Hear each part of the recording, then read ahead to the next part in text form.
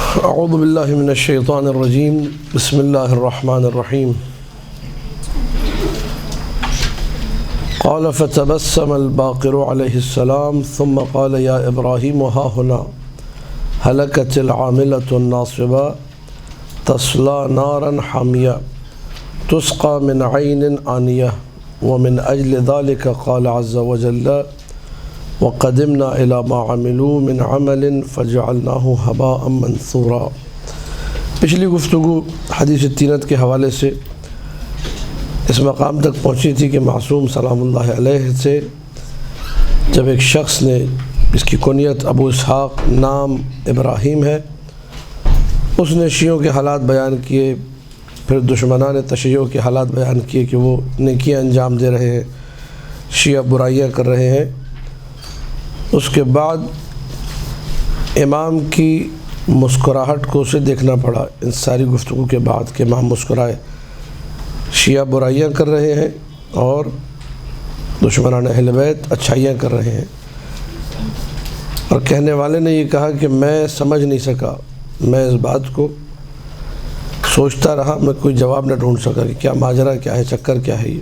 مولا مسکرائے اور کہا کہ یہیں وہ لوگ ہلاک ہوئے جو کہ عمل کر کر کے تھک جائیں گے لیکن آخر میں جہنم میں جائیں گے، ان کو کھولتا ہوا دہکتا ہوا پانی پلایا جائے گا۔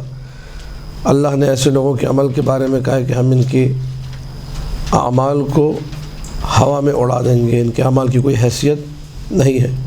یہاں سے امام نے سبب بیان کرنا شروع کیا جو پچھلے اتوار کو ہم نے کافی حد تک گفتگو کو بیان کیا تھا، لیکن چونکہ وہ گفتگو ایک ایسی وادی میں چلی گئی تھی کہ اس کو میڈیا پر نہیں رکھا جا سکتا، بہت کھچڑی بن گئی تھی گفتگو کی، سوال جواب وغیرہ سب کچھ۔ بہرحال پچھلے اتوار کے مطالب کو ذہن میں رکھتے ہوئے ہم لوگ پچھلا ہی درس اب یہ ریپیٹ کریں تاکہ یہ آپ لوگوں کے لحاظ سے ری ریکارڈ اور جو سننے والے ہیں ان کے لیے تو نئے ہوگا۔ تو ساری باتیں میں پڑھوں گا اور انشاءاللہ ایک سیشن سوال جواب کا آج بھی ہوگا تاکہ کسی کو پھر بھی اگر کوئی بات پوچھنی ہو تو شاید تکرار سے، شاید دوبارہ بیان کرنے سے مسئلہ حل ہو جائے۔ ابراہیم یہ کہتا ہے کہ میں نے جب مولا سے ساری باتیں سن لی اس کے بعد میں نے کہا یا ابن رسول اللہ فبینہ لی وشرحہ وبرہنہ، فرزند رسول آپ میرے لیے بیان کریں اور اچھے سے اس بات کو کھولیے، دلیل سے بیان کیجئے کہ یہ ماجرا کیا ہے، کیوں شیعہ حضرات جو آپ کے محب ہیں وہ برائیاں کرتے ہیں اور کیوں جو آپ کے دشمن ہیں وہ نیکیاں انجام دیتے ہیں۔ معصوم سلام اللہ علیہ نے جہاں سے بات کا آغاز کیا اس آغاز کو سمجھنا بے انتہا ضروری ہے۔ اگر آپ نے ابھی غور کر کے اس نقطہ آغازین کو درک کر لیا، اس نقطے کو سمجھ لیا تو پوری حدیث تینت بآسانی حل ہو جائے گی۔ اگر اس پہلی لائن پہ غور نہیں کیا آپ پڑھ پڑھ کے تھک جائیں گے لیکن حدیث تینت آپ کو سمجھ میں نہیں آئے گی۔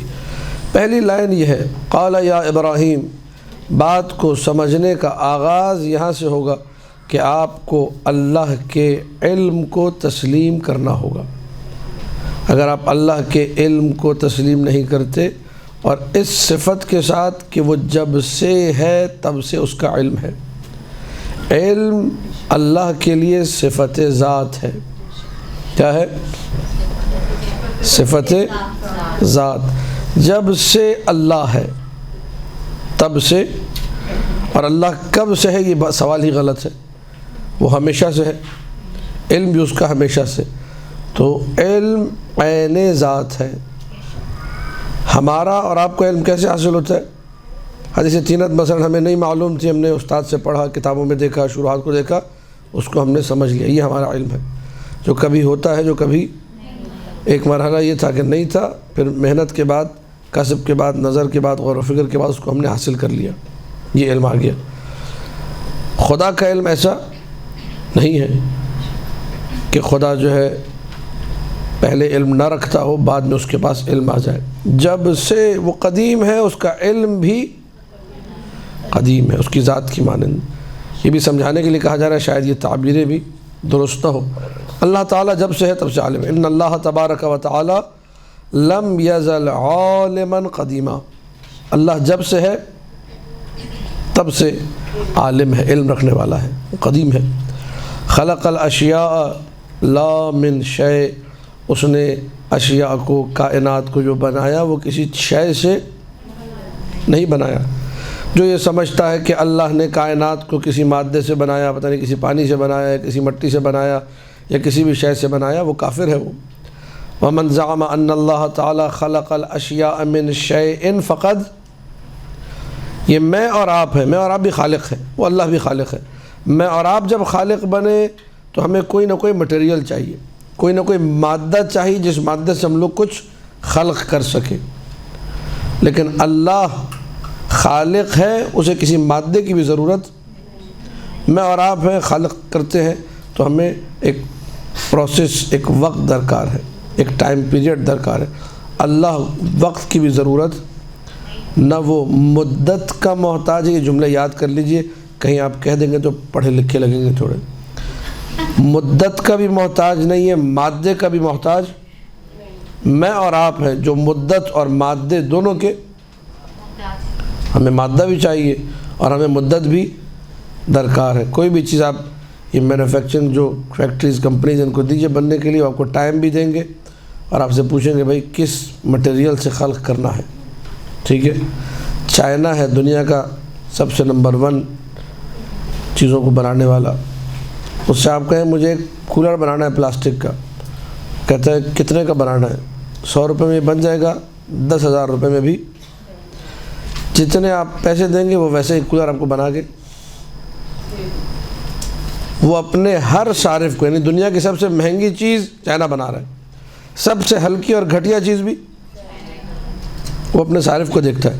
اس کے علم میں ہے کہ میرے صارف کا بجٹ اتنا ہے، میں اسی بجٹ پہ چیز بنا کے اسے دے دوں، اور جتنا بجٹ ہوتا ہے وہ اسی اعتبار سے پھر گھٹیا مال ڈالتا ہے، اچھا مال ڈالتا ہے، ٹھیک ہے۔ لیکن محتاج ہے یا نہیں مادے کا؟ مادے کا محتاج ہے۔ مدت چاہیے نہیں چاہیے؟ مدت بھی چاہیے۔ اللہ وہ خالق ہے، وہ بنانے والا ہے جسے نہ مدت کی ضرورت ہے نہ مادے کی۔ جو اللہ کو مدت اور مادے کا محتاج جانے وہ کافر ہے۔ ومن زعم ان اللہ تعالی خلق الاشیاء من شیء فقد کفر، کیوں اللہ کو کسی مادے کی ضرورت نہیں ہے؟ اس لیے کہ خود معصوم نے اللہ بیان کی، لأنه لو كان ذلك الشيء الذي خلق منه الاشیاء قدیما معه في ازلیته وهویته كان ذلك ازلیہ، اگر وہ چیز جس سے اللہ نے اس کائنات کو بنایا وہ چیز پہلے سے ہو، کائنات سے پہلے وہ چیز موجود ہو، جس چیز سے، جس مادے سے، جس مٹیریل سے اللہ کائنات کو بنا رہا ہے، تو پھر وہ چیز بھی ہمیشہ سے ہوگی۔ اور جیسے اللہ ازلی ہے، ازلی کا مطلب جو ہمیشہ سے ہو، ازلی کا معنی کیا ہے؟ جو ہمیشہ سے ہو۔ جیسے اللہ ازلی ہے، وہ چیز بھی کیا بن جائے گی؟ ازلی بن جائے گی۔ اور اس کا مطلب 2 خداؤں جو ہمیشہ سے ہم لوگ کہتے ہیں وہ فقط ایک ہے۔ کان اللہ، معصوم کا ارشاد ہے، کان اللہ، اللہ تھا، ولم یکن معہ شیء، اور اللہ کے ساتھ کچھ بھی نہ تھا۔ یہ ہمارا عقیدہ ہے، یعنی ازلی فقط ایک ہے۔ قل هو اللہ احد، وہ احد ہے، وہ ازلی ہے، اس کے علاوہ کوئی ازلی نہیں ہے۔ یہ ہمارا عقیدہ ہے۔ تو اگر کوئی اور چیز ہوتی تو وہ بھی ازلی بن جاتی، لہذا اللہ کو کسی مادے کی ضرورت، بل خلق اللہ عز وجل الاشیاء کلها لا من شیء، اللہ نے تمام اشیاء کو خلق کیا لیکن اسے کسی شے کی ضرورت، بلکہ وہ خود شے کا خالق ہے۔ فکان مما خلق اللہ عز وجل، وہ چیزیں جو اللہ نے خلق کی اور اس میں کسی شے کا استعمال نہیں کیا، کسی مادے کا استعمال نہیں کیا، ان میں سے ایک وہ شے ہے جسے ہم لوگ ارض طیبہ کہتے ہیں، پاکیزہ مٹی۔ اس پاکیزہ مٹی کو اللہ نے کسی شے سے خلق، اللہ نے امر کیا کن فیکون، تو پاکیزہ مٹی وجود میں، ثم فجر منها ماء عذبا زلالا، پھر اس نے ایک میٹھا صاف شفاف پانی نکالا اسی مٹی میں سے۔ اس پانی پر، اس مٹی پر ہم اہل بیت کی محبت کو، ولایت کو پیش کیا، اس نے قبول کر لیا۔ یہ پانی 7 دن تک اس زمین میں گھومتا رہا، پھر اللہ نے اس پانی کو یہاں سے ہٹایا، اور اب اس مٹی کو، اس میں صاف و شفاف پانی مکمل طور پہ جذب ہو چکا ہے، اس مٹی سے اللہ نے ائمہ اطہار کی مٹی کو لیا، اس سے بچی ہوئی مٹی جو ہے وہ شیعوں کے لیے رکھی۔ وَلَوْ تَرَكَتْ طِينَتَكُمْ عَلَىٰ حَالِهَا، کچھ جملوں کو میں نے عربی میں نہیں پڑھا، چھوڑ دیا کیونکہ میں پہلے بھی پڑھ چکا، آپ لوگ سن چکے۔ اب یہ جملہ جو اہم جملہ ہے، اگر تمہاری مٹی کو اسی کنڈیشن میں چھوڑ دیا جاتا اے ابراہیم جیسے ہماری مٹی تھی، تو تم اور ہم ایک ہوتے، یعنی جس طرح مولا معصوم ویسے ہم بھی کیا ہوتے؟ معصوم ہوتے، ہم بھی مقام عصمت پر ہوتے۔ توجہات ہے یا نہیں ہے؟ یہاں سے کوئی جبر نہ سمجھے کہ بھئی تو پھر سارا معاملہ مٹی کی طرف ہے، ہماری مٹی اچھی نہیں تھی۔ نہیں، ہماری مٹی اچھی نہیں تھی یہ بات نہیں ہے۔ میں یہاں پر رک کر اس کو تکراراً عرض کر رہا ہوں، اور شاید پھر دوبارہ کئی مرتبہ تکرار کروں درس میں، کیونکہ مطلب مہم ہے اور اس تکرار کے بنا بات بنے گی نہیں۔ اللہ سبحانہ و تعالی کو معلوم تھا کہ علی اکبر سلام اللہ علیہ نے اللہم صلی علی محمد و آل محمد کوئی گناہ زمین پر نہیں کرنا ہے۔ علی اکبر منزل عصمت پر فائز ہے، معصوم ہے علی اکبر۔ مولا عباس سلام اللہ علیہ معصوم ہے۔ اللہم صلی علی محمد و آل محمد۔ خود معصوم نے اس بی بی کے بارے میں ارشاد فرمایا، اپنی پھوپھی جان کے بارے میں، یا عمتی انت بحمد اللہ عالمۃ غیر معلمہ، پھوپھی جان آپ خدا کی حمد کے ساتھ وہ جاننے والی ہیں جسے کسی نے سکھایا نہیں ہے، جسے کسی نے پڑھایا نہیں ہے۔ تو بی بی زینب کبریٰ سلام اللہ علیہ بھی معصومہ ہے۔ اللہم صلی علی محمد و آل محمد۔ اللہ کے علم میں تھا، توجہ کیجئے ان جملوں کے اوپر، یہ بڑے دقیق اور بڑے نپے تلے جملے ہیں۔ اللہ کے علم میں تھا کہ ان ہستیوں نے، ان ارواح نے، ان ارواح کا خالق بھی وہ ہے، لیکن اللہ کے علم میں تھا یہ لوگ اپنی مشیت اور اپنے ارادے میں جو ارادہ میں دوں گا ان کو، اس ارادے کے باوجود یہ لوگ گناہ کی طرف نہیں جائیں گے۔ لہٰذا اللہ نے اپنے علم کے مطابق، چونکہ اللہ کے علم میں تھا یہ لوگ دنیا میں سرکش نہیں بنیں گے، یہ لوگ دنیا میں گناہ نہیں کریں گے، یہ لوگ دنیا میں غلط کام کی طرف نہیں جائیں گے، یہ لوگ دنیا میں مطیع بن کر رہیں گے۔ اللہ نے اس منزل و اس مقام کو دیکھتے ہوئے ان کو پاکیزہ مٹی سے خلق کیا۔ ایک پروٹوکول ہے اللہ کی طرف سے کہ ان کی ابتدا میں بھی اللہ نے کیا رکھ دیا ہے؟ پاکیزگی کو۔ توجہات ہیں یا نہیں ہے؟ اللہ سبحانہ و تعالیٰ کے علم میں ایک چیز تھی، اس علم کے مطابق اللہ نے کائنات کی جو بہترین مٹی تھی، جس نے محبت اہل بیت علیہ السلام کو بھی قبول کیا تھا، جس کا پانی بھی جو ہے صاف و شفاف تھا، جس کا پانی بھی میٹھا تھا، جو مٹی بھی پاک و پاکیزہ تھی، اس سے ان ہستیوں کو خلق کیا۔ اس میں کوئی جبر ہے؟ کوئی اشکال ہے؟ اللہ کے علم میں ایک چیز ہے، بلا تشبیہ، تشبیہ نہیں دے رہا ہوں میں، نعوذ باللہ من ذالک، فقط سمجھانے کے لیے مثال دے رہا ہوں۔ چائنا نے ایک کولر بنایا، آپ سے 100 روپے لیے، 100 روپے میں کیا بنا دیا؟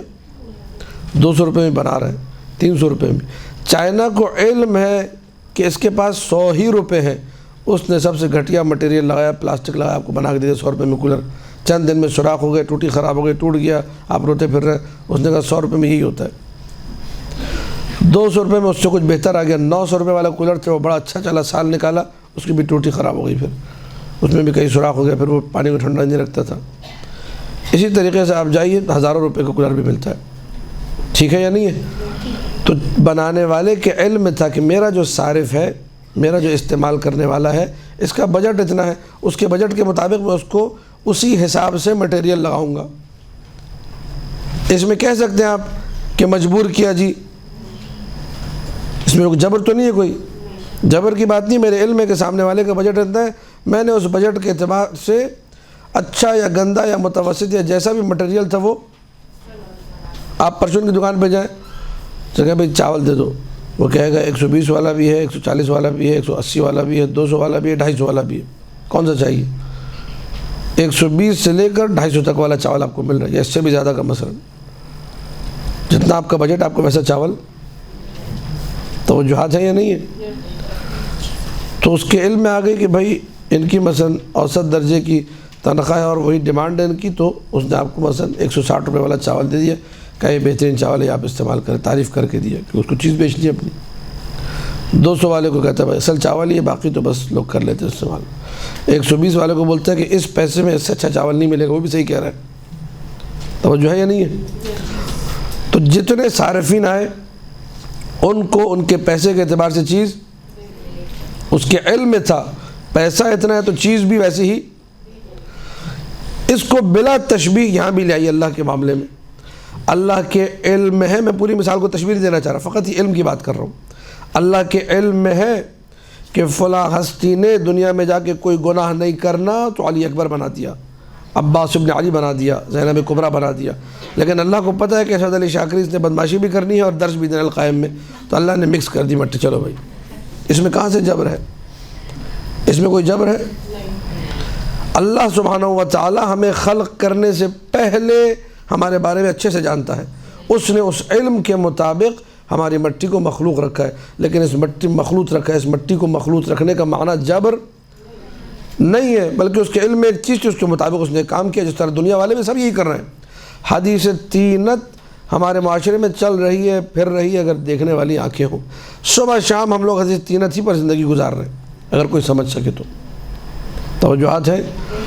قلت یا ابن رسول اللہ فما فعل بطینتنا، میں نے کہا فرزند رسول، پھر ہماری وہ جو بچی ہوئی مٹی تھی جو آپ لوگوں کی، جس سے ہمیں پیدا کرنا تھا اللہ نے، اس کا ہوا کیا؟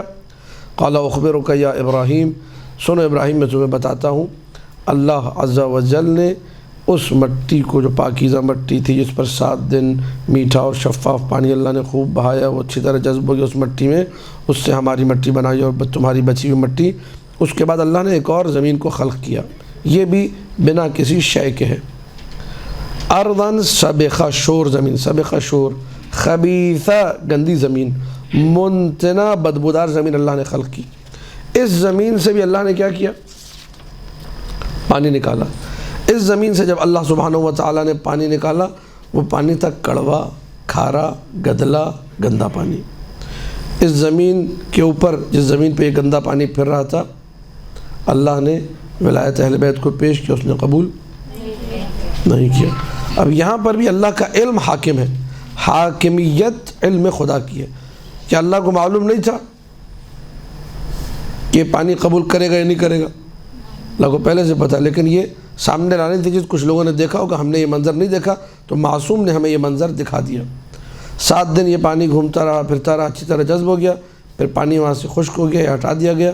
اس کے بعد اللہ نے اس گندی، اس بدبودار، اس کھارے پانی اور کڑوے پانی اور تلخ پانی سے ملی ہوئی مٹی سے طغات کو خلق کیا، سرکشوں کو خلق کیا، کافروں کو خلق کیا، کافروں کے سرداروں کو خلق کیا، وَأَئِمَّتَهُمْ ثُمَّ مَزَجَهُ۔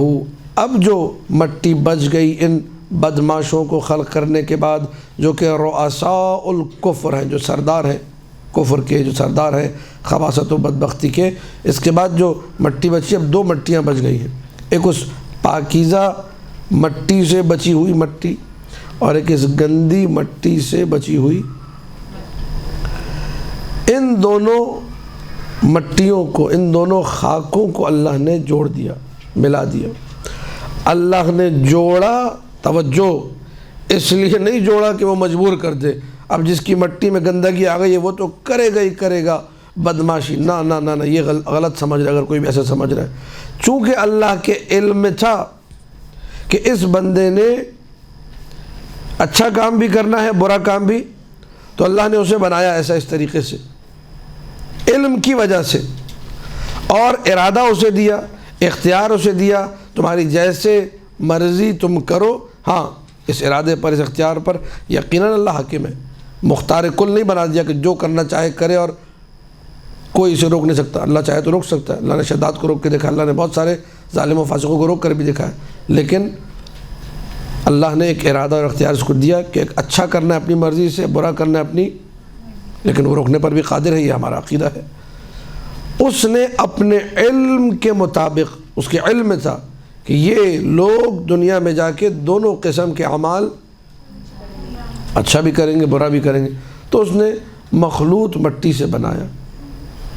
یہ عین عدل الہی کے مطابق ہے، بلکہ خلاف عدل ہوتا علی اکبر جس مٹی سے بنے اس مٹی سے میں بنوں، یہ خلاف عدل ہے.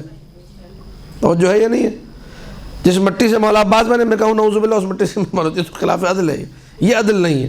عدل یہی ہے کہ کائنات کی سب سے پاکیزہ مٹی سے علی اکبر و عباس سلام اللہ علیہما بنے، اور میری جو مٹی ہے وہ اللہم صلی علی محمد و آل محمد.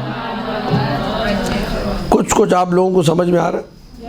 یہ عین عدل الہی ہے. یہ تو حدیث تینت میں کوئی چیز خلاف عقل خلاف عدل جو کچھ ہے وہ عین حقیقت ہے. اور یہ اسرار معصومین میں سے ہم لوگ چونکہ عقل کے دامن کو چھوڑ کر ہوا اور ہوس کے پیرو بنے، ہوا اور ہوس کی کثافتوں میں آلودگیوں میں جب غرق ہوئے تو ان مطالب کو سمجھنا ہمارے لیے آسان توجہات ہیں یا نہیں؟ اگر ان کی طینت کو، وہ جو گندی مٹی تھی، وہ جس پر گندا پانی بہا تھا، اس کو اس کے حال پہ چھوڑ دیا جاتا، اس مٹی کو اگر تمہاری مٹی سے نہ ملایا جاتا، لم یشہد الشہادتین، تو وہ بدبخت جو دشمنان علی ہیں، جو نیکیاں انجام دے رہے ہیں، وہ کلمہ تک نہ پڑھتے. وہ کلمہ تک، اللہ کے علم میں یہ بھی تھا، توجہ پھر رک کے یہاں کروں گا، اللہ کے علم میں یہ بھی تھا کہ یہ لوگ جو کہ دشمنان علی ہیں، یہ لوگ ظاہری طور پہ یہ اعمال انجام، اللہ توجہ چاہ رہا ہوں، اللہ نے اس ظاہر کا بھی خیال رکھتے ہوئے، ظاہر کا بھی ایک اعتبار تو ہے یا نہیں ہے، اللہ نے یہ مٹی کیا کر دی ہے؟ مخلوط کی ہے. لیکن پھر کہوں گا اس میں جبر. اگر یہ مٹی نہ ملتی، نہ وہ نماز پڑھتے، نہ روزہ رکھتے، نہ زکوٰۃ دیتے، تعبیر میں ترجمہ کرتا جا رہا ہوں، نہ وہ حج کرتے، نہ کسی کی امانت کو ادا کرتے، نہ شکل ان کی تم سے ملتی.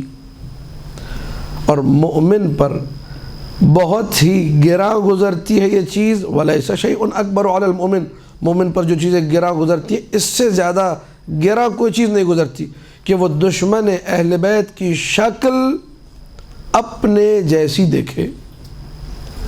میں شیعہ امیر المومنین ہوں، جیسی شکل میری، جیسی داڑھی میری، جیسا قیافہ میرا، ویسے ہی دشمن اہل بیت کا بھی. اور بعض لوگوں کی شکلیں واقعات مل بھی جاتی ہیں، ان کا پھر مذاق بھی اڑایا جاتا ہے کہ یار یہ فلاں جیسا بالکل.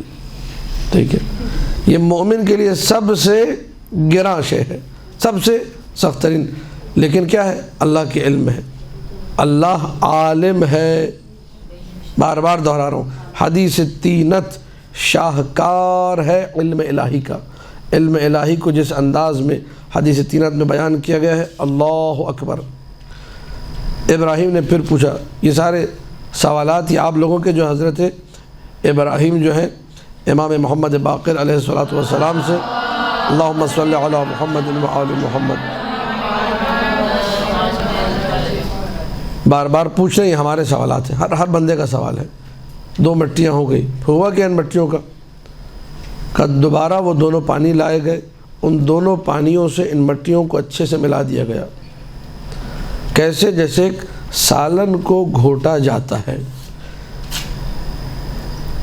ثم عرکها عرک العدیم، جب انسان سالن بناتا ہے، یہ آپ لوگ مجھ سے بہتر سمجھ سکتے ہیں، پیاز، ٹماٹر، ہری مرچ، پتہ نہیں دھنیا پودینہ کیا کچھ ہوتا ہے، وہ ادرک اور لہسن، مرچیں، ٹھیک ہے، یہ شروع میں سارے مادے الگ الگ ہیں، لیکن جب میرے سامنے کھانا آتا ہے تو اس میں مجھے ساری چیزیں الگ الگ دکھائی، سب خلط ہو چکی ہیں. یہاں بھی شکل ایک ہے، دشمن علی کی شکل اور شیعہ علی کی شکل دیکھنے میں ایک جیسی ہے، لیکن اللہ کہتا ہے جو دشمن علی ہے، ہذا الی جہنم ولا ابالی، یہ جہنم میں جائے گا، الی النار، مجھے کوئی پرواہ نہیں ہے. اور شیعہ علی کے بارے میں کہتا ہے یہ جنت میں جائے گا اور مجھے کوئی پرواہ نہیں. کا کیا مطلب؟ مجھے کسی کے اعتراض کی کوئی پرواہ، کیونکہ لوگ اعتراض کریں گے، یہ نمازیں پڑھ رہا تھا، یہ کیسے چلا گیا جہنم میں، اور یہ بدماشیاں کر رہے تھے، کیسے چلا گیا جنت میں. ثم اخذ من ذلك قبضة، دونوں مٹیاں اچھے سے اللہ نے مخلوط کر دی، گندا اور میٹھا پانی دونوں ملے، مٹیاں مخصوص طریقے سے مخلوط ہو گئی۔ مخصوص طریقہ کون سا؟ جس طرح سالن کو گھوٹ دیا جاتا ہے ویسے مٹیوں کو اچھی طرح گوندھ دیا گیا اچھے سے۔ اس کے بعد اللہ نے ایک مٹھی اس مٹی سے اٹھائی اور کہا ہاذہ الی الجنۃ ولا ابالی، یہ جنت میں جائے گا اور مجھے کوئی پرواہ نہیں۔ اور دوسری مٹھی میں جو ہے دوسری مٹی کا قبضہ ایک مٹھی لی اور کہا یہ جہنم میں جائے گا اور مجھے کوئی پرواہ۔ یہ علم الہی ہے، اللہ کے علم ہے۔ اللہ نے اگر دونوں مٹیوں کو مکس کر دیا تو کہ اللہ کو نہیں پتہ کس نے کہاں جانا ہے؟ توجہات ہے یا نہیں ہے؟ ثم خلط بینہما، پھر اللہ نے دوبارہ دونوں کو جب الگ کیا پھر دوبارہ ملا بھی دیا۔ فوقع من سلخ المؤمن وطینتہ علی سنخ الکافر وطینتہ، تو وہ جو مومن کی مٹی تھی وہ کافر کے رنگ میں نظر آئی۔ مٹی مومن کی ہے، رنگ اگر شیعہ علی جھوٹ بول رہا ہے، عقیدہ صحیح ہے، سب کچھ ٹھیک ہے، ماں باپ بھی ٹھیک ہے، عقیدہ بھی ٹھیک ہے، لیکن جھوٹ بول رہا ہے، مٹی مومن کی ہے، رنگ اس میں کیا جبر ہے؟ کیونکہ جبر ہے اس میں۔ شیعہ علی نعوذ باللہ نستجیر باللہ اگر زنا کرے، لواط، چوری، ڈکیتی، قتل، مٹی کس کی ہے؟ مومن کی ہے، رنگ یہ مولا نے فرمایا، اس میں کیا اشکال ہے؟ وَوَقَعَ مِن سِنْخِ الْكَافِرِ وَطِينَتِهِ عَلَى سِنْخِ الْمُؤْمِنِ اور وہ جو کافر کی مٹی تھی اس میں رنگ دکھا کس کا؟ اگر کوئی الحکمت ضالۃ المؤمن، اگر کوئی کافر اچھا کام کر رہا ہے تو یہ رنگ مومن کا رنگ ہے، یہ ایمان والوں کا رنگ ہے۔ کوئی بھی اچھا کام ہے وہ مومنوں کے پاس ہونا چاہیے۔ اس میں کیا اس میں عیب ہے؟ کیا اس میں اعتراض ہے؟ کوئی اعتراض نہیں ہے۔ فما رأيته من شيعتنا من زنا ولواط او ترك صلاة او صيام او حج او جهاد او خيانة او كبيرة من هذه الكبائر فهو من طينة ناصب، اگر تم ہمارے شیعوں کو دیکھتے ہو کوئی زنا میں مبتلا ہے، کوئی لواط میں، کوئی نماز چھوڑنے میں، کوئی روزہ چھوڑنے میں، کوئی حج چھوڑنے میں، کوئی جہاد چھوڑنے میں، کوئی خیانت کرنے میں، کوئی کسی بھی قسم کے گناہ کبیرہ کو انجام دینے میں، تو یہ اس دشمن اہل بیت، اس گندی مٹی کا اثر ہے، یہ وہ رنگ ہے، دشمن اہل بیت والا رنگ ہے یہ، اس کا مومن سے کوئی تعلق ہے۔ اور آپ حدیث تینت کے عین مطابق شب و روز جملے کہتے ہیں، ٹھیک ہے؟ یزید صفت انسان، شمر کی نیچر والا، کیا مطلب ہے اس کا؟ ہے تو شیعہ امیر المومنین، اس کو آپ کہہ رہے ہیں شمر کی نیچر والا، یزید کی نیچر والا۔ مثلا یزید صفت انسان ہے، چونکہ وہ درندہ ہے، خونخوار، اس کو آپ کہتے ہیں یزید۔ یزید صفت، یہ مولا کہہ رہے ہیں طینۃ الکافر، جس کو ہم لوگ یزید صفت کہتے ہیں، اس کو مولا کیا کہہ رہے ہیں؟ طینۃ الکافر۔ ہے شیعہ امیر المومنین، اعمال گندے ہیں تو ہم کیا بولیں گے؟ رنگ اس کا کافروں والا ہے، مٹی اس کی اچھی ہے، رنگ اس کا، اس رنگ کو بدلنے کے لیے یہ ہمارے علماء کرام جو ہیں موعظہ کرتے ہیں، نصیحت کرتے ہیں، آیتیں سناتے ہیں، روایتیں سناتے ہیں، تاکہ اس رنگ ناصبیت سے، اس رنگ کفر و نفاق سے دور ہو کر اپنی اصل مٹی کی طرف لوٹ جائے۔ یہ تبلیغ کا فلسفہ ہے، اس میں کوئی حرج ہے، اس میں کوئی اشکال ہے، کوئی اعتراض ہے؟ اگر اس طریقے سے علم الہی کو ابتدا میں رکھ کے انسان چلے، حدیث تینت میں کوئی اشکال باقی؟ توجہات بالکل میری طرف ہے آپ لوگوں کی، بات واضح ہے بالکل۔ میں ایک دو لائنیں چھوڑ کے کیونکہ بات تکراری ہے۔ وَمَا رَأَيْتَ مِنَ النَّاصِبِ وَمُوَاظَبَتِهِ عَلَى الصَّلَاةِ وَالصِّيَامِ وَالزَّكَاةِ وَالْحَجِّ وَالْجِهَادِ وَأَبْوَابِ الْبِرِّ فَهُوَ مِنْ طِينَةِ الْمُؤْمِنِ وَصِنْخِهِ الَّذِي قَدْ مُزِجَ فِيهِ، اگر تم دیکھ رہے ہو کہ ناصب کوئی اچھا کام کر رہا ہے، نمازیں پڑھ رہا ہے، روزے رکھ رہا ہے، زکوٰۃ و حج و جہاد و ابواب بر، نیکیوں کے کام کر رہا ہے، تو یہ مومن کا رنگ ہے، یہ مومن کی وہ بچی ہوئی مٹی جو ملی ہوئی ہے، یہ اس کا اثر ہے۔ وَإِلَّا کافر تو کلمہ تک نہ پڑے اگر یہ مٹی نہ ہو۔ توجہ ہے یا نہیں ہے؟ جبر کوئی نہیں، یہ بات لوٹ رہی ہے علم الہی کی طرف۔ جب ان سب کے اعمال پیش کیے جائیں گے، ان سب کے اعمال قیامت کے دن اللہ کی بارگاہ میں، اللہ کہے گا میں عادل ہوں، لا اجور، میں ظلم، اس جملے کو سمجھیے، بڑا کمال کا جملہ ہے، میں عادل ہوں، میں ظلم، یعنی اگر اللہ دشمن علی کو نمازوں اور روزوں اور حج و عمرہ و صدقات و زکوٰۃ و خیرات کی وجہ سے دشمن علی کو اگر اللہ جنت میں ڈالے تو یہ ظلم کہلائے گا۔ اگر اللہ چند برائیاں دیکھ کر شیعہ علی کو ہمیشہ کے لیے جہنم میں ڈالے یہ ظلم کہلائے گا۔ اللہ کہہ رہے ہیں میں انصاف کرنے والا ہوں، میں ظلم نہیں کر سکتا، میں وہ فیصلہ کرنے والا ہوں جس کے فیصلے میں کجروی نہیں ہوتی، جس کے فیصلے میں کسی ایک طرف میلان، میں عادل ہوں، میں خطا نہیں کرتا ہوں۔ برے اعمال کو، وہ برے اعمال جو مومن نے کیے تھے ان کو پلٹا دو اسی مٹی کی طرف۔ اللہ کو معلوم تھا نا وہ مٹی کون سی مٹی ہے، جس مٹی نے جہنم میں جانا ہے۔ علم الہی میں ہے ایک چیز، اس کو جہنم میں ڈال دیا جائے گا۔ اور وہ جو اعمال حسنہ انجام دیے کس نے؟ دشمنان اہل بیت نے۔ اس مٹی کو، اس اثر کو پلٹا دو کس کی طرف؟ اب اس کی حقیقت کیا ہے، یہ کیسے ہوگا قیامت کے دن ماجرا، یہ نہ میں سمجھاؤں نہ آپ سمجھیں، یہ شاید اس مقام پر ہم لوگ پہنچیں گے جب ایک چیز ہمارے سامنے عیان ہو جائے گی، واضح ہو جائے گی، وہاں شاید یہ تعبیریں اور اچھے سے ہمارے سمجھ میں آ جائیں کہ یہ رد کیسے ہوگا۔ ردوہا کلہا الی، ہر ایک کو اس کی اصل کی طرف، میں اللہ ہوں، میرے علاوہ کوئی اللہ نہیں، میں جانتا ہوں، میں لوگوں کے دلوں کا حال جانتا ہوں، میں ظلم نہیں کروں گا، میں کسی کو کسی بات پر پکڑوں گا نہیں، اس کی پکڑ نہیں کروں گا مگر یہ کہ اس علم کے مطابق جو اسے خلق کرنے سے پہلے میں رکھتا تھا۔ میری اگر پکڑ ہے تو اللہ کو میرے خلق کرنے سے پہلے میرے بارے میں علم ہے کہ مثلا اس نے یہ گناہ کرنا ہے، یہ غلطی کرنی ہے، اس پہ پکڑ ہوگی، اللہ کے علم ہے۔ اور اللہ کے علم میں یہ ہے کہ یہ اپنے ارادے سے کرے گا، مجبوری سے کسی نے توجہات ہے یا نہیں ہے۔ ثم قال الباقر علیہ السلام، پھر امام محمد باقر علیہ السلام نے ارشاد فرمایا، اللہم صلی علی محمد وآل محمد، یا ابراہیم اقرأ هذه الآیہ، ابراہیم یہ آیت پڑھو۔ قلت یا ابن رسول اللہ ایت آیت، کون سی آیت؟ قال قوله تعالی، اللہ تعالیٰ کا یہ قول، قال معاذ اللہ ان نأخذ الا من وجدنا متاعنا عنده، وہ کہنے لگے خدا کی پناہ ہم نہیں پکڑیں گے مگر یہ کہ ہمیں اپنا سامان جس کے پاس ملے۔ توجہات ہے یا نہیں ہے؟ ہم پکڑ اس کی کریں گے جس کے پاس ہمیں اپنا، توجہات ہے یا نہیں ہے؟ جس کے پاس ہمیں اپنا سامان نہ ملے اسے پکڑ کے لے جائیں تو ہم ظالم کہلائیں گے۔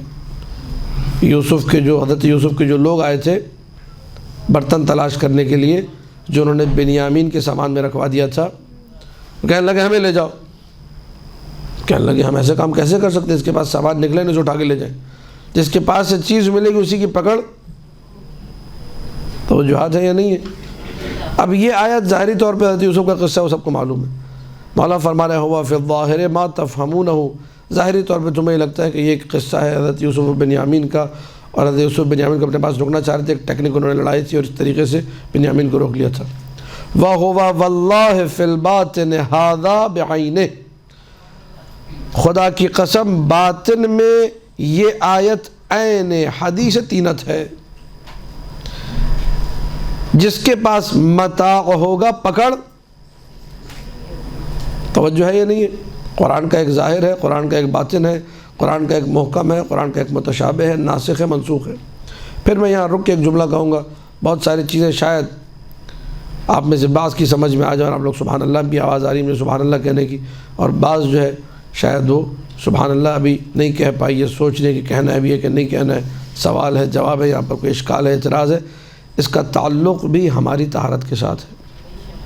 جتنا آپ کا تعلق اللہ سبحانہ و تعالیٰ سے مضبوط ہوگا، جتنا آپ کثرت سے باوضو رہیں گی، جتنا آپ کثرت سے تلاوت قرآن، جتنا آپ کثرت سے اپنے امور خانہ داری جو شریعت نے آپ کے لیے قرار دیے ان کا خیال رکھیں گی، اس قدر زیادہ یہ امور معنویہ آپ کے لیے ان کا درک آسان ہو جائے گا۔ جتنا آپ نے جناب وقت اپنا غیبت میں گزارا، جتنا آپ نے طہارت سے دوری اختیار کی، جتنا آپ نے جناب نماز و قرآن سے دوری اختیار کی، یہ مطالب سمجھنا اتنا صعب، اتنا مشکل ہو جائے گا، اتنا سخت ہو جائے گا۔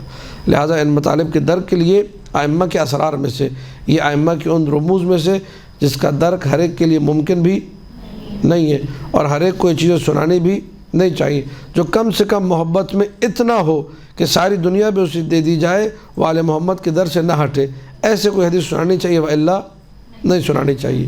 خود مولا آخر میں بیان کریں گے۔ اللہم صلی علی محمد وآل محمد۔ ثم قال، پھر اس کے بعد میرے مولا نے فرمایا، اخبرنی یا ابراہیم عن الشمس، یا ابراہیم اخبرنی عن الشمس، ابراہیم مجھے سورج کے بارے میں بتاؤ۔ اذا طلعت وبدا شعاعها فی البلدان، سورج جب اگتا ہے، نکلتا ہے مشرق سے اور اس کی کرنیں چاروں طرف شہروں میں، ممالک میں پھیل جاتی ہیں، اہو باین من القرص، کیا یہ کرنیں سورج سے جدا ہیں؟ قلت فی حال طلوعہ بائن، جب وہ اگ رہا ہوتا ہے، جب وہ سورج نکل رہا ہوتا ہے تب کرنیں الگ ہوتی ہیں، سورج الگ ہوتا ہے، ہمیں تو ایسا لگتا ہے۔ قال علیہ السلام الیس اذا غابت الشمس، جب سورج غائب ہو جاتا ہے، غروب ہو جاتا ہے، تو وہ جو شعاع تھی، وہ جو کرن تھی، واپس پلٹ نہیں آتی سورج کی طرف؟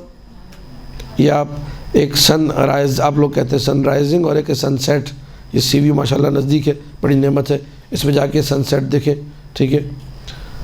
تو اس میں آپ سن سیٹ میں دیکھیں سورج کی جو کرنیں وہ واپس سورج سے مل رہی ہوتی ہیں، حتی یعود الیہ، وہ کرن واپس اس منبع سے، اس مصدر سے، اس سورج سے جڑ جاتی ہے۔ میں نے کہا جی بالکل ایسا ہی ہے، غروب کے وقت کرنیں پلٹ جاتی ہیں سورج کی طرف، جیسے سورج ڈوب رہا ہوتا ہے، لگ رہا ہے کرنیں ادھر دنیا میں ادھر سے ختم ہو رہی اور جا رہی واپس سورج کی، بڑا حسین منظر ہوتا ہے۔ قال کذالک، بالکل ایسے ہی، یعود کل شیء الی سنخہ و جوہرہ و اصلہ، جس طرح سورج کی کرنیں پلٹ گئی سورج کی طرف، قیامت کے دن بھی ہر نیک و بد کی بازگشت اسی طرح ہوگی، اچھی مٹی کی طرف لوٹ جائے گی، بری مٹی کی طرف۔ یہ امام نے ایک تمثیل، ایک مثال دے کے بیان کیا۔ فَإِذَا كَانَ يَوْمَ الْقِيَامَةِ نَزَعَ اللَّهُ عَزَّ وَجَلَّ سِنْخَ النَّاصِبِ وَطِينَتَهُ مَعَ أَثْقَالِهِ وَأَوْزَارِهِ مِنَ الْمُؤْمِنِ، اللہ سبحانہ وتعالی ناصب کی جو جنس ہے، جو اس کی سنخ ہے اور اس کی جو مٹی ہے، اس کی ساری گندگیوں کے ساتھ، بوجھوں کے ساتھ مومن سے جدا کر دے گا۔ کہاں ملحق کر دے گا؟ ناصب کے ساتھ۔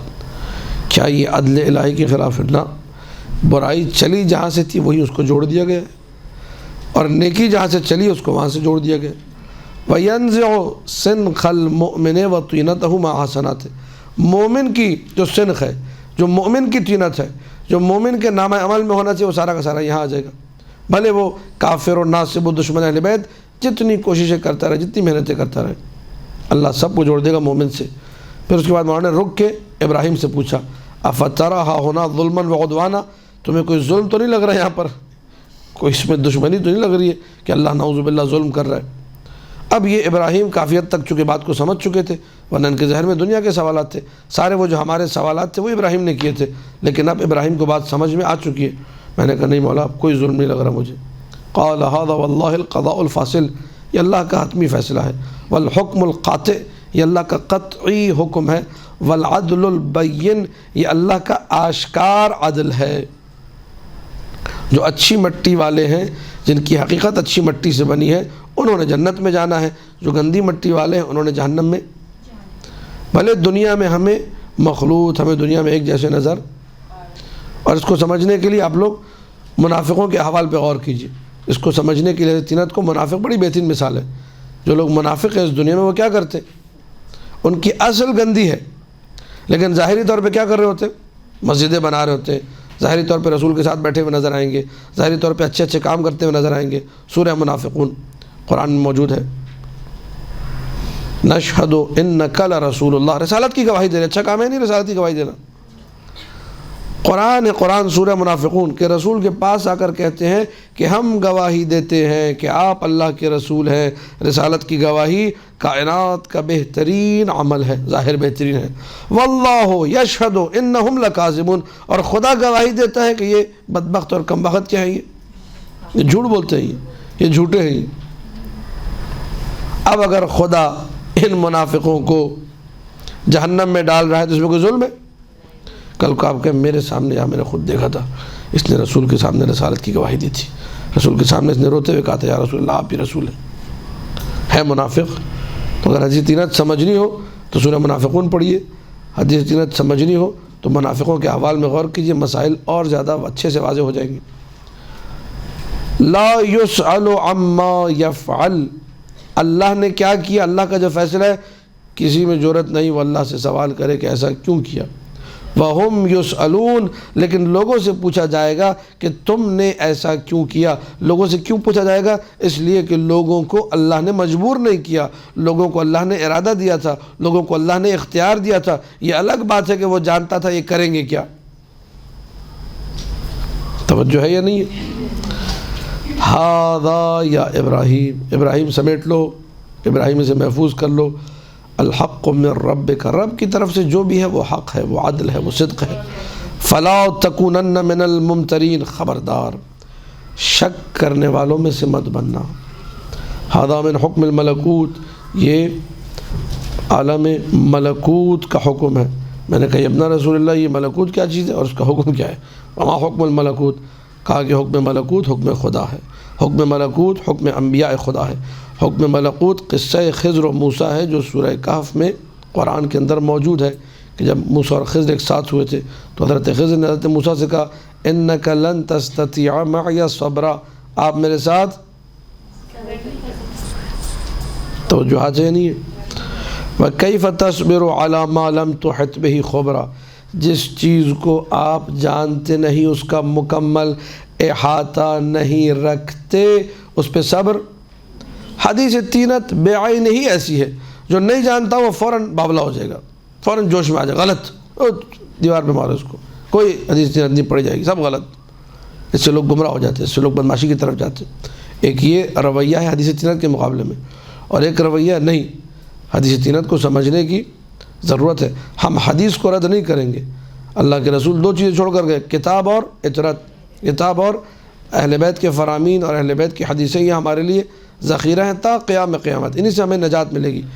تو وہ جو چیز باعث نجات ہے اسے ہم دور، ہاں کچھ شروط ہیں جو خود معصوم نے بیان کی وہ ہم بھی بیان کر دیں گے معصوم کے فرمان کے مطابق، کہ ہر ایرے غیرے اور لچو خیرے کے سامنے یہ حدیث بیان، ہر جاہل کے سامنے جسے نہ نماز کا ہوش نہ استنجا کا ہوش، جسے جو ہے کوئی تمیز نہیں ہے، اس کے سامنے یہ حدیث بیان، کم سے کم متدین ہو، کم سے کم متشرع ہو، کم سے کم ایسا محب اہل بیت ہو جو کہ راسخ ہے اپنے عقیدے کے اندر، اپنی محبت کے اندر۔ افہم یا ابراہیم، سمجھو، اعقل، سوچ بچار کرو، انکر موسیٰ علی الخضر، موسیٰ نے خضر کو بولا بھائی یہ کیا کر رہے ہو تم، ٹھیک ہے، موسیٰ نے مسلسل خضر پہ اعتراض کیا نہیں کیے، اور کہا واستفضع افعالہ، کہا کہ کام ٹھیک نہیں ہے خضر تمہارے۔ حضرت موسیٰ افضل تھے خضر سے، نبی تھے، اور حضرت موسیٰ کا مقام امام موسیٰ کاظم سلام اللہ علیہ کی حدیث ہے کافی شریف میں، اللہم صلی علی محمد وآل محمد، کان موسیٰ افضل من خضر، موسیٰ خضر سے افضل تھے۔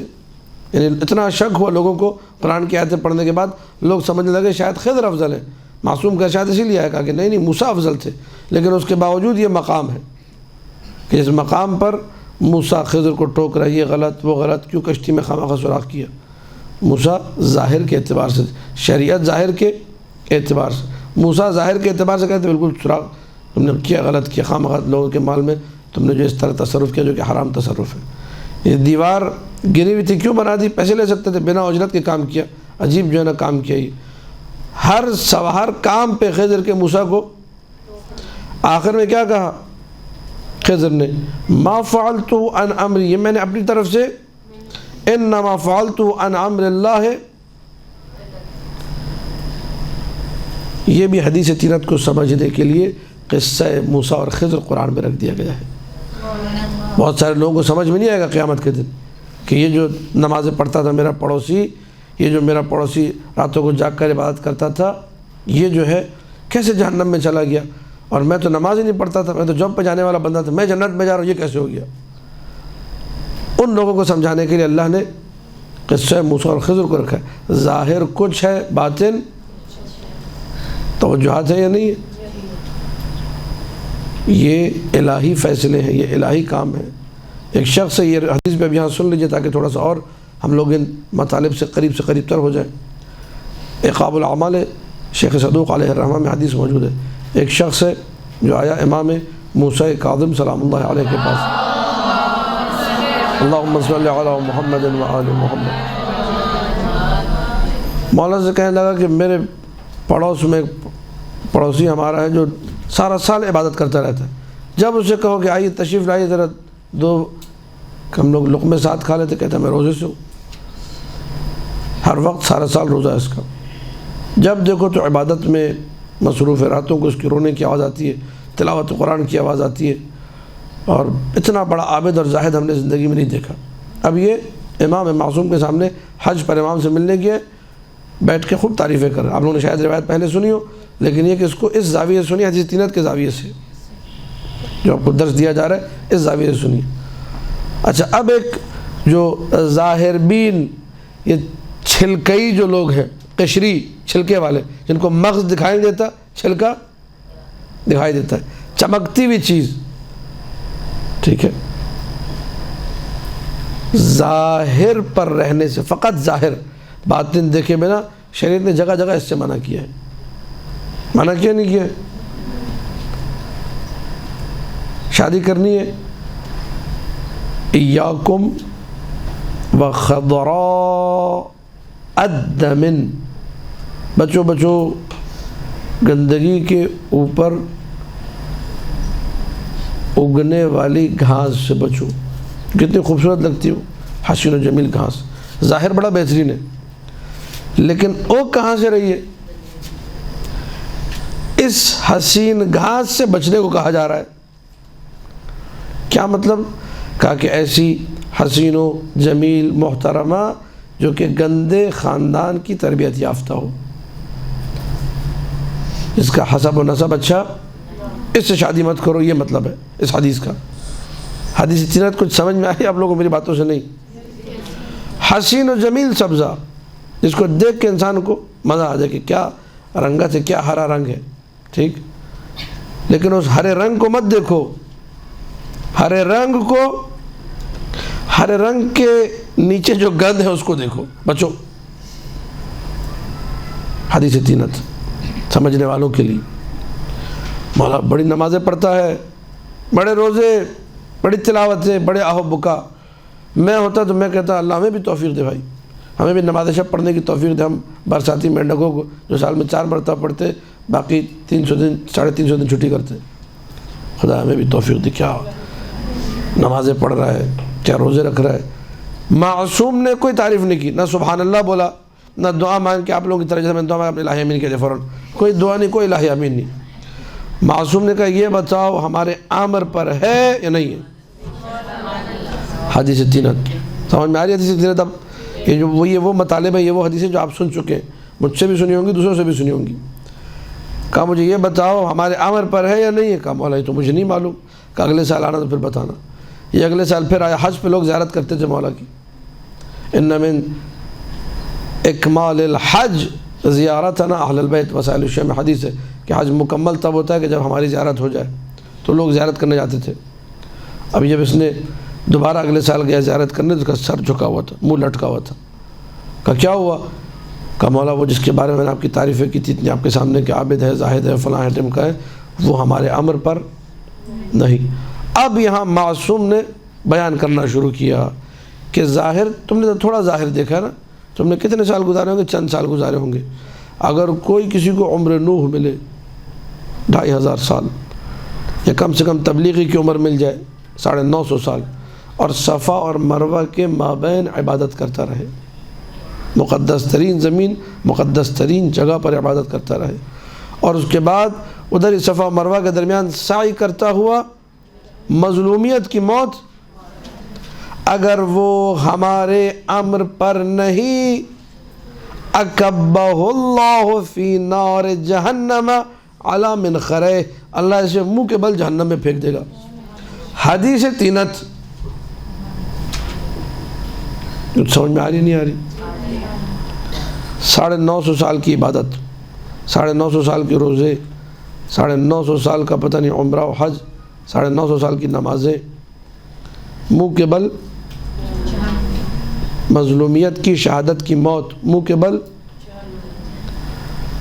کیوں؟ اللہ کے علم میں ہے، علم الہی حاکم ہے.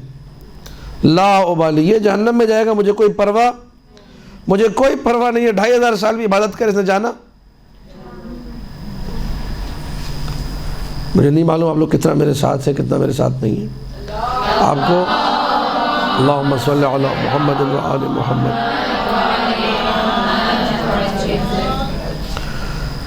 وَيْحَكَ یا ابراہیم، وائے ہو تم پر اے ابراہیم. یہ قرآن ہے جس کی تلاوت ہو رہی ہے. قرآن قرآن قرآن. وہ حدیث جو قرآن سے ٹکرا جائے اس حدیث کی بات نہیں ہے، ان احادیث کی بات ہو رہی جو قرآن کے عین. وَأَخْبَارٌ تُؤْثَرُ، یہ وہ اخبار ہے جو اللہ سے چلی آ رہی. تؤثر عن اللہ عز وجل. من رد منها حرفا فقد کفر واشرک ورد علی اللہ عز وجل. جس نے اس میں سے ایک حرف کو رد کیا اس نے کفر کیا، اس نے شرک کیا، اس نے اللہ کی بات کو رد کیا ہے. قال اللیثی، ابو اسحاق لیثی، ابراہیم ابو اسحاق لیثی کہتا ہے فَكَأَنِّي لَمْ أَعْقِلِ الْآيَاتِ، گویا کہ میں نے ان آیتوں کو کبھی سوچا ہی، کبھی دیکھا ہی نہیں تھا، کبھی پڑھا ہی نہیں تھا. وَأَنَا أَقْرَأُهَا 40 سنہ، 40 سال سے میں قرآن پڑھ رہا تھا، لیکن لگ رہا تھا زندگی میں پہلی دفعہ یہ آیتیں. إِلَّا ذَلِكَ الْيَوْمِ، اس دن مجھے سمجھ میں آئے گا. اچھا یہ بھی حدیث تینت ہے. فَقُلْتُ يَا ابْنَ رسول اللہ مَا أَعْجَبَ هَذَا، ابھی تک اس کا تعجب ختم. فرزند رسول، کتنی عجیب بات ہے کہ آپ کے دشمنوں کی نیکیاں ادھر ٹھوک دی جائیں گی اور شیعوں کی برائیاں ادھر لگا دی جائیں گی. فقال ای واللہ الذی لا الہ الا ہو، کا خدا کی قسم، ہاں اللہ کی قسم جس کے علاوہ کوئی معبود نہیں، جو دانے کو شکافتہ کرنے والا ہے، جو لوگوں کو خلق کرنے والا ہے، جو آسمان و زمین کو خلق کرنے والا ہے. جو تمہیں میں نے بتایا وہ حق ہے. ما اخبرتک الا بالحق وما اتیتک الا بالصدق وما ظلمہم اللہ. اس نے 2500 سال مثلا اگر عبادت کی اور اللہ نے جہنم میں پھینک دیا، اللہ نے کوئی ظلم. وما اللہ بظلام للعبید، اللہ بندوں پہ ظلم کرنے والا. وما اخبرتک لموجود فی القرآن کلہ، جو میں نے تمہیں بتایا ہے یہ پورے کا پورا قرآن میں موجود ہے. اس کو یہاں پہ روکتے ہیں، ہمارا وقت مکمل ہو گیا. وصلی اللہ علی محمد وآلہ الطاہرین. اللہم صلی علی محمد وآلہ محمد.